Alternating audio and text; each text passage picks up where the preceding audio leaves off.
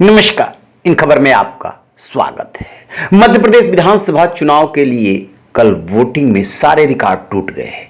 पिछले 8 चुनाव का इतिहास देखेंगे तो साल दर साल वोटिंग प्रतिशत में बढ़ोतरी हुई है। 2018 के विधानसभा चुनाव में जहां 75.63% वोटिंग हुई थी और कांग्रेस की सरकार बनी थी, वहीं इस बार 76.55% वोटिंग हुई है, यानी कि लगभग 1% की बढ़ोतरी हो गई है। बम्पर वोटिंग से बीजेपी और कांग्रेस दोनों को उम्मीदें हैं। पूर्व सीएम कमलनाथ का कहना है कि 76% से अधिक वोटिंग बदलाव के लिए है। 2018 में जनता ने अधिक वोटिंग की थी तो कांग्रेस की सरकार आई थी। बीजेपी का मानना है कि इस बार महिलाओं ने बढ़ चढ़ करके वोटिंग की है, ऐसे में उससे फायदा हो सकता है।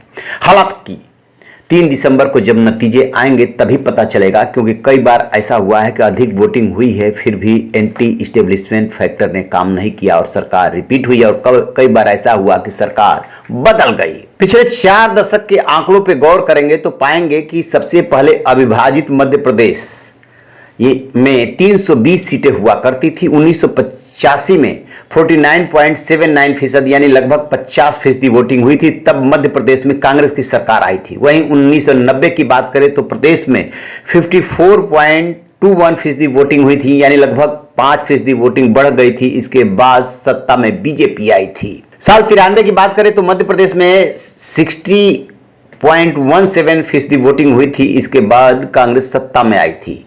वोट प्रतिशत में 5.96% की वृद्धि हुई थी।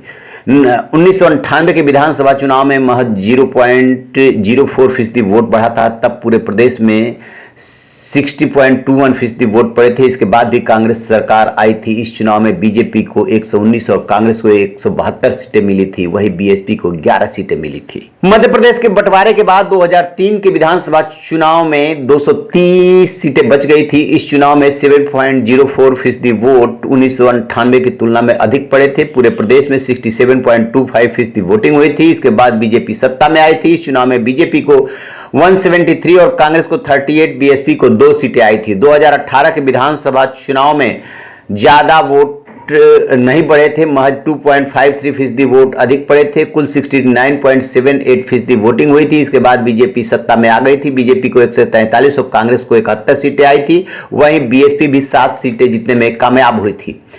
2013 की बात करें तो विधानसभा चुनाव में पहली बार 70% से ज्यादा वोटिंग हुई थी। एमपी में कुल 72.13% वोटिंग हुई। इसके बाद बीजेपी सत्ता में आ गई थी। बीजेपी को 165 और कांग्रेस को 58 सीटें मिली थी। बीएसपी 4 सीटों पर सिमट गई थी।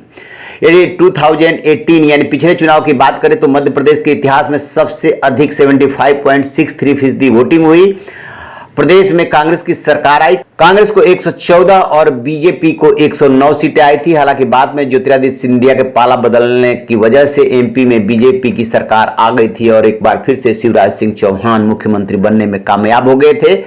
और अब जो है लगभग 1% अधिक वोटिंग हुई है, लिहाजा कांग्रेस इसमें अपनी जीत ढूंढ रही है और बीजेपी महिलाओं की भागीदारी बढ़ने से अपनी जीत ढूंढ रही है। देखना है कि 3 दिसंबर को जब ईवीएम खुलते हैं तो किसके गले में विजय की माला पड़ती है। रही बेखबर, देखते रहिए इन खबर। Thank you.